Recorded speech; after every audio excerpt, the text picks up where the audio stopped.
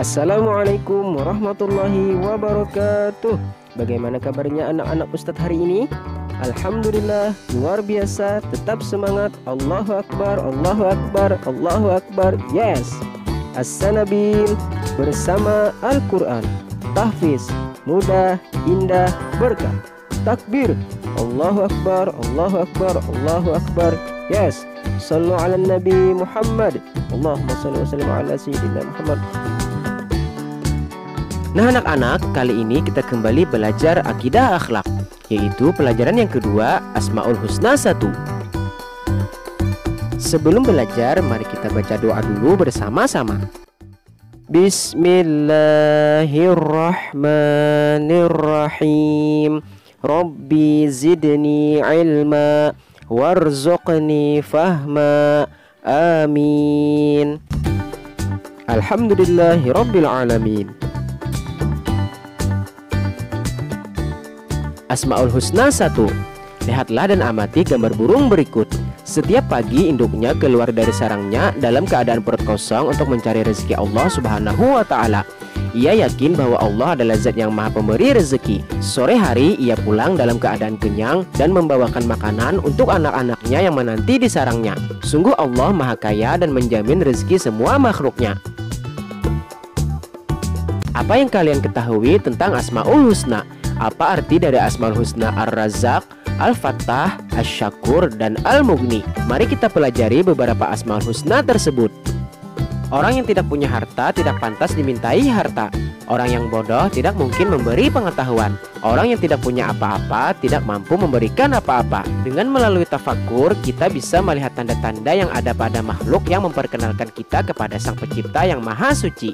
Allah lah yang mempunyai sifat sempurna, sedangkan makhluk-makhluknya penuh dengan kekurangan dan kesalahan. Pada pelajaran ini, kita akan belajar tentang sifat-sifat kesempurnaan Allah dalam Asmaul Husna. Sifat-sifat itu adalah Ar-Razzaq, Al-Fattah, Asy-Syakur, dan Al-Mughni.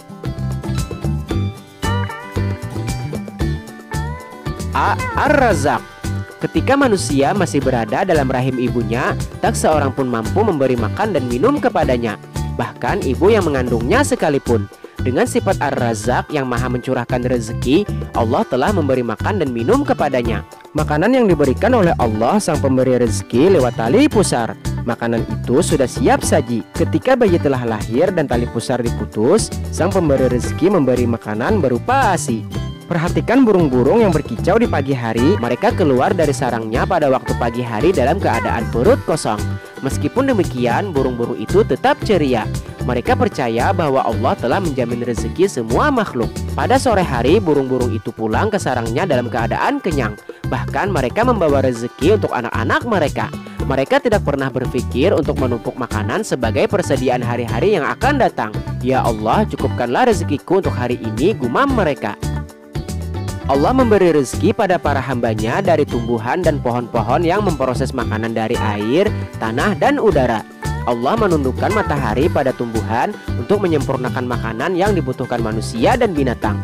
Makanan ini tidak mungkin ada kalau Allah tidak menyediakan air tawar, mempersiapkan tanah yang baik untuk ditanami, dan menciptakan udara yang sesuai untuk memproduksi makanan dari tumbuh-tumbuhan. Dalam surah Abasa ayat 24-32, Allah berfirman sebagai berikut. فَلْيَنْظُرِ الْإِنْسَانُ إِلَى طَعَامِهِ أَنَّا صَبَبْنَا الْمَاءَ صَبًّا ثُمَّ شَقَقْنَا الْأَرْضَ شَقًّا فَأَنْبَتْنَا فِيهَا حَبًّا وَعِنَبًا وَقَضْبًا وَزَيْتُونًا وَنَخْلًا وَحَدَائِقَ غُلْبًا وَفَاكِهَةً وَأَبًّا مَتَاعًا لَكُمْ وَلِأَنْعَامِكُمْ.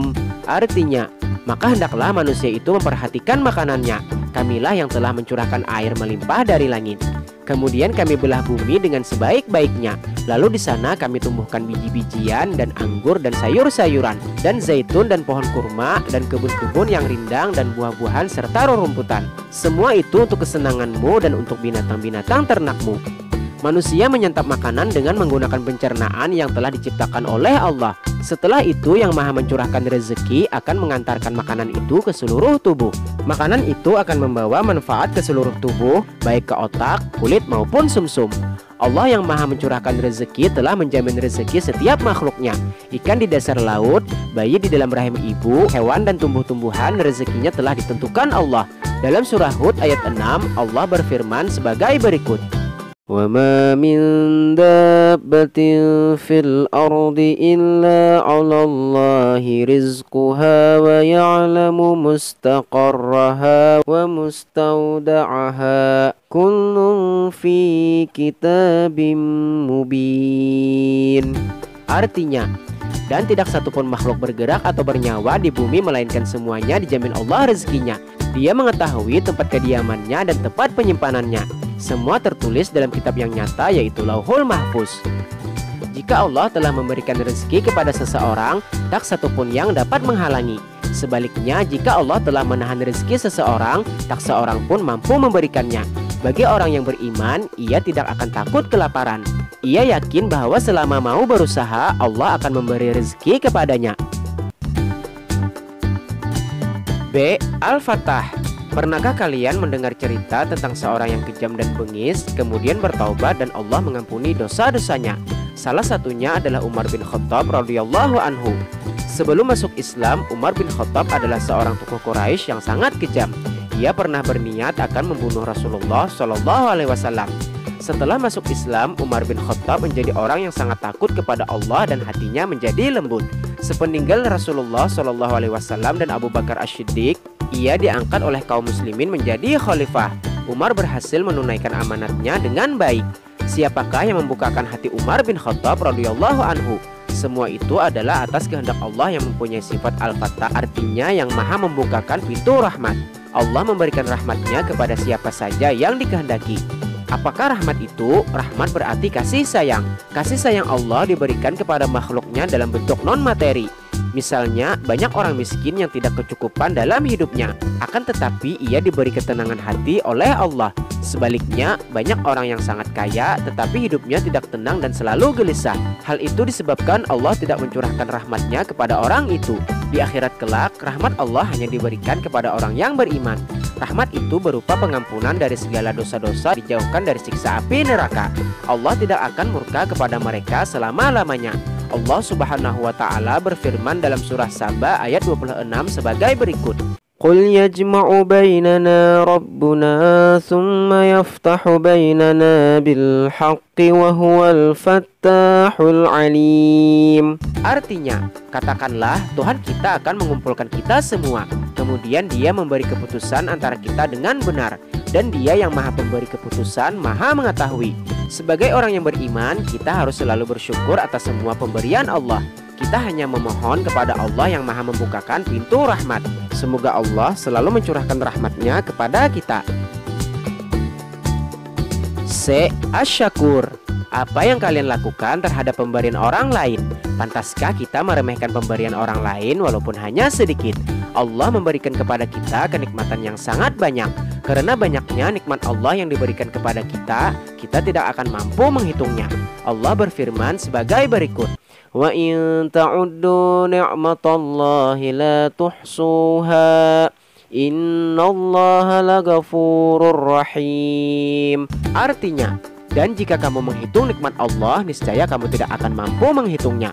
Sungguh Allah benar-benar maha pengampun, maha penyayang. Meskipun Allah telah memberikan nikmat yang sangat banyak kepada manusia, tetapi Dia tidak mengharap balasan sama sekali dari manusia. Allah pemilik sifat asy-syakur, artinya yang maha pemberi balasan atau rasa syukur.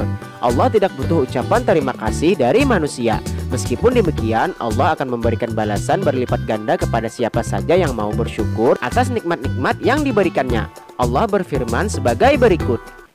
La in syakartum la azidannakum wa la in kafartum inna azabi lasyadid. Artinya, sesungguhnya jika kamu bersyukur, niscaya aku akan menambah nikmat kepadamu. Tetapi jika kamu mengingkari nikmatku, maka pasti azabku sangat berat. Sebagai manusia yang beriman kepada Allah, kita harus selalu mensyukuri segala nikmat yang diberikannya kepada kita. Dengan selalu mensyukuri nikmat, hati kita akan diberikan rasa cukup oleh Allah. Kita juga akan dihindarkan dari sikap rakus dan tamak. Melalui lisan Nabi Sulaiman alaihissalam, Allah mengajar kita doa mensyukuri nikmat. Doa itu adalah sebagai berikut. Rabbi auzi'ni an ashkura ni'mataka allati an'amta alayya wa ala walidayya wa an a'mala salihan tardahu wa adkhilni bi rahmatika fi ibadikas salihin. Artinya, ya Tuhanku, anugerahkanlah aku ilham untuk tetap mensyukuri nikmat-Mu yang telah Engkau anugerahkan kepadaku dan kepada kedua orang tuaku, dan agar aku mengajarkan kebajikan yang Engkau ridhai, dan masukkanlah aku dengan rahmat-Mu ke dalam golongan hamba-hamba-Mu yang soleh. D. Al-Mughni. Siapakah di dunia ini yang tidak memerlukan bantuan orang lain? Orang yang sangat kaya pun pasti akan memerlukan bantuan orang lain. Mengapa manusia memerlukan pertolongan orang lain? Semua itu disebabkan manusia adalah makhluk yang lemah, terbatas, dan serba kekurangan. Allah tidak memerlukan pertolongan siapapun dalam mengurus alam raya ini.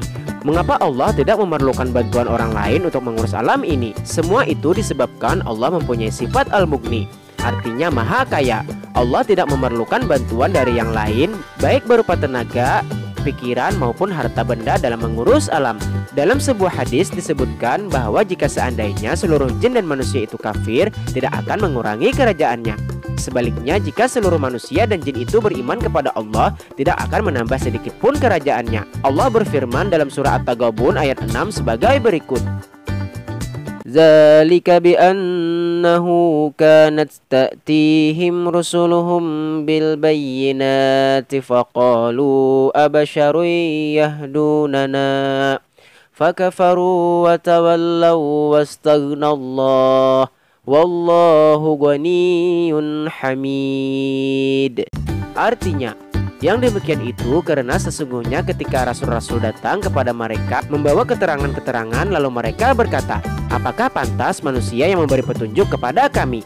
Lalu mereka ingkar dan berpaling, padahal Allah tidak memerlukan mereka. Dan Allah maha kaya, maha terpuji. Sebagai orang yang beriman, kita hanya meminta kepada Allah yang maha kaya. Allah senang kepada orang yang meminta kepadanya. Allah membenci orang yang tidak pernah meminta kepadanya. Orang yang tidak pernah meminta kepada Allah termasuk orang yang sombong. Ia merasa bahwa dirinya cukup dan bebas dari kekurangan. Mahfuzat. Asleh nafsaka yasluh lakan nasu. Perbaikilah dirimu, orang lain akan baik kepadamu. Alhamdulillahirabbil alamin. Nah anak-anak, untuk pelajaran kita kali ini cukup sampai di sini dulu. Semoga apa yang telah kita pelajari bermanfaat dan berguna untuk kita semua. Wabillahi taufik wal hidayah. Assalamualaikum warahmatullahi wabarakatuh.